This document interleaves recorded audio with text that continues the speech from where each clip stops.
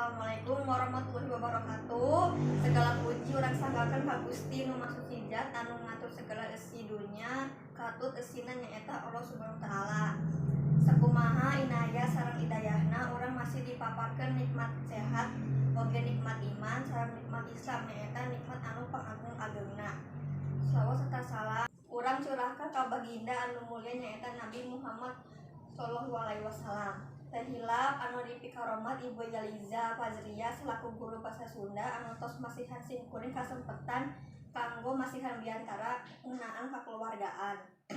Kakeluargaan mangrupikeun anggota tina grup kulawarga numutkeun katurunanana.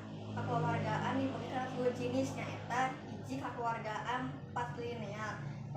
Kelompok ieu ngagaduhan nami kulawarga marga atanapi nami kulawarga anu diwariskeun ti bapa ka putra. Contoh kelompok etnis anu nggunakeun sistem ieu nyaeta suku Batak Sumatera Utara, Minahasa Sulawesi Utara, sareng ragam etnis ti Maluku sareng Papua. Nu kadua kakulawargaan neal. Kelompok ieu nuturkeun garis katurunan indung. Contoh kelompok etnis anu ngagunakeun sistem ieu nyaeta suku Minangkabau Sumatera Palih Kulon.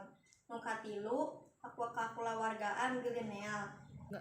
Kelompok ieu ditangtukeun ku nasab bapa sareng indung. Contoh kelompok etnis anu ngagunakeun sistem ieu nyaeta urang Jawa. Kelompok etnis ieu teu terangkan atanapi nami kulawarga, tapi anak bakal ngagaduhan hubungan sareng bapa sareng indung nu sami pentingna.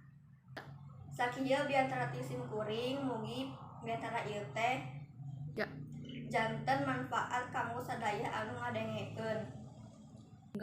Khususna diri simkuring harira. Hatur nuhun ka bapa atau ibu anu tos masihan waktos ka simkuring.